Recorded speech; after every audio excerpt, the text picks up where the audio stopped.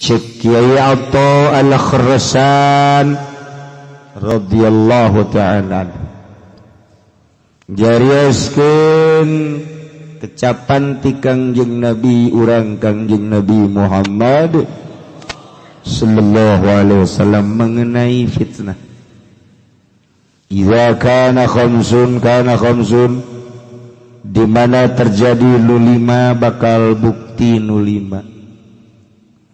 Hiji idza akalur riba di mana kaum loba ngadahar barang riba maka bakal terjadilah ambles bumi jeung gempa-gempa bumi. Kuari mana nu teu riba?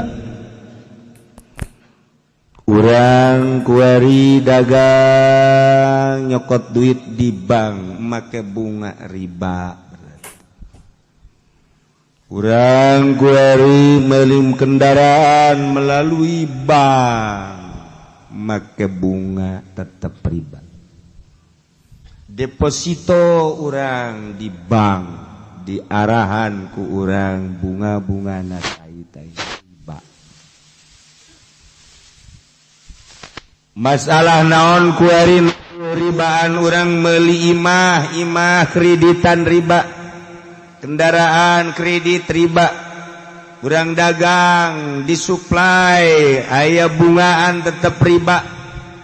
Ngadagangkeun barang-barang Cina sigana urang teh dagang mulus padahal mah urang keur gupak dina riba. Urang tani kemudian urang meuli pupuk-pupukna pupuk ti nagara riba. Urang ayeuna mah meuli bayatu tai kotok di pabrik barang najis ku urang dibeli riba.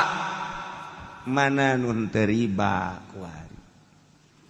Ti mimiti imah kendaraan pakaian datang ka dahareun hampir riba 100%. Kuari mana anu ribaan coba naon ribaan.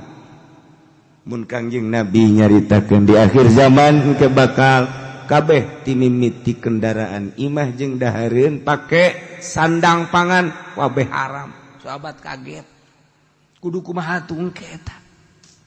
Ibadah ka Gusti Allah.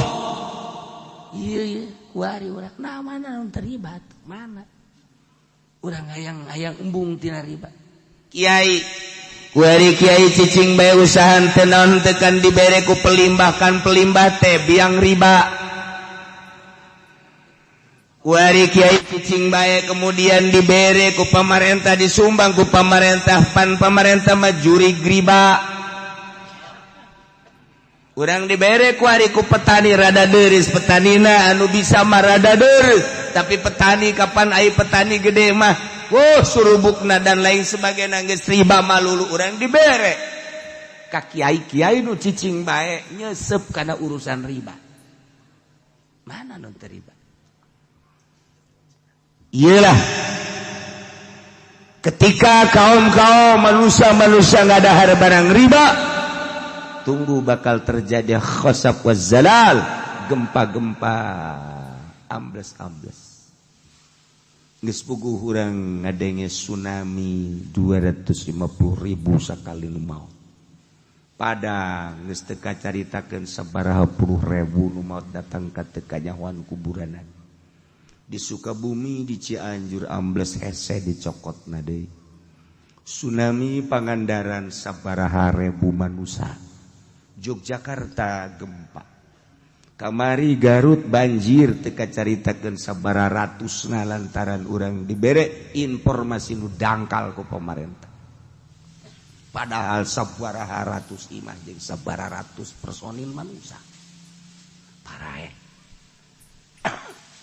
Encan di daerah-daerah nu mamana nu letik-letik ieu teh ya moal bisa ditahanan ku kumaha ge sebab Kangjeng Nabi geus caritakeun idza akalur riba kanal khasaf waz zalal di mana geus gadahar riba bakal terjadilah pengamblesan jeung pergempaan cing ade hiji. Nomor kedua wa idza jaral hukam qahatal matar di mana geus lalacut para jaksa, para hakim, para pemutus-pemutus hukum, ustad jeung kiai telah menyalahgunakeun mana aya ku ari hakim anu jujur, mana aya jaksa anu jujur. Boro-boro hakim jeung jaksa anu aya di lingkungan 3 segi emas. Kiai bae ge kiai geus hese. Nu kudu hukuman haram tetep haram. Kiai masih kene ang-angan. Asana emang keur ieu mah haram eta budak.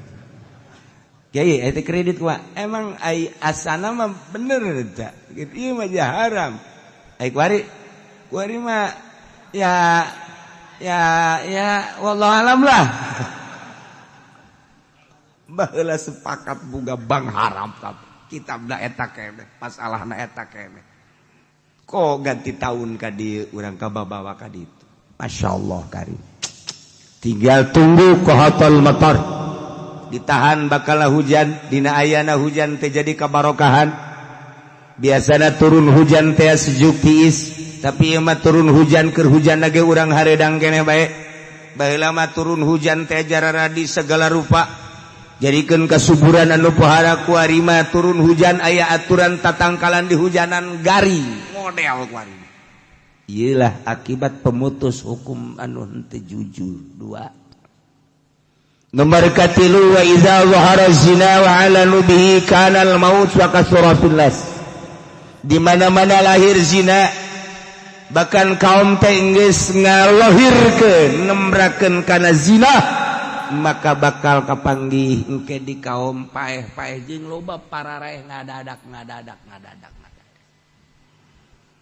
Kuari jelema teh baheula mah kakara rerendengan bae rerendengan ge isin bah. Urang kampung ka Jakarta balik bareng jeung awewe teu wani rerendengan ja isin ku urang lembur. Masih kena aya adab.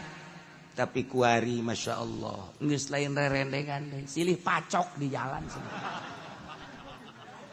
Masya Allah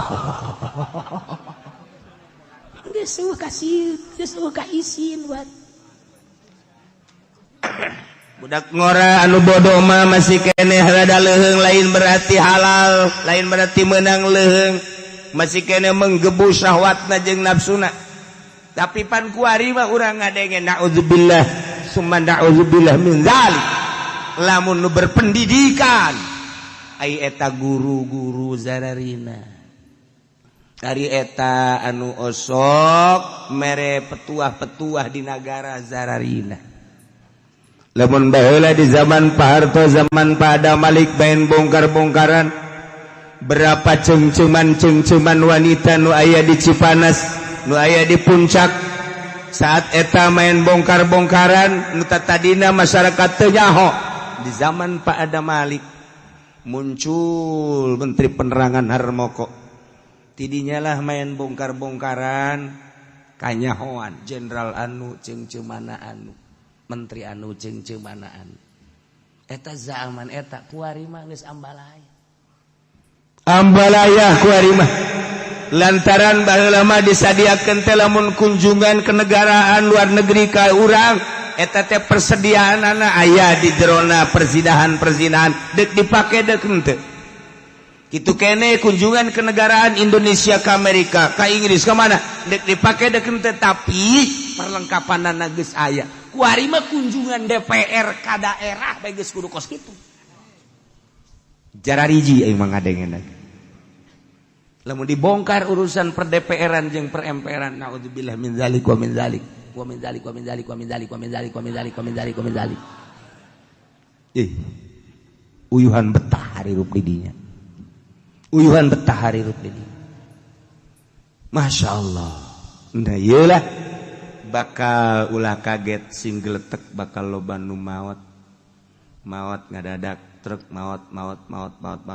Engke bakal ambalai. Kuari geus kanyataan.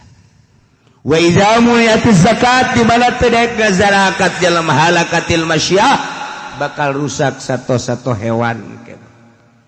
Lantaran eueuh kajujuran kan manusia. Kalimah wa idza ta'adda ala ahli dhimmah di mana berlebihan terhadap ahli dhimmah.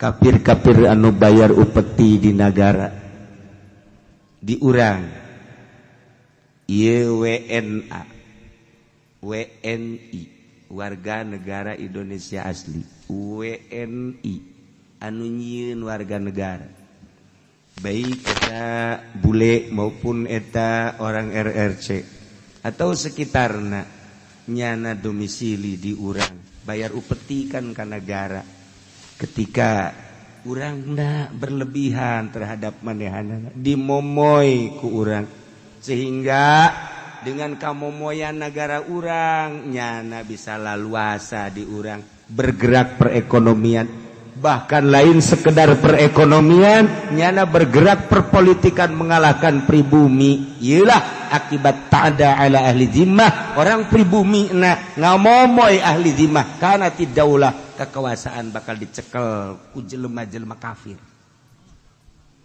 urang kene nu salahan datang nyana mawa duit ke DPR diterima nyana bisa laluasa gerak nyana datang ke atasan diterima atuh kan laluasa boro-boro eta deui dewan jeung pemerintah dibawakeun ka golongan ka organisasi Islam diterima atuh nyana leuwih laluasa gerak maka lain sekadar perekonomian ku ari nu dikuasai ku ahli zimmah yane kafir bahkan perpolitikan ge geus dikuasai ku nya akibat urangna lengah kunaon atuh mun cara lalayangan terus bae diulur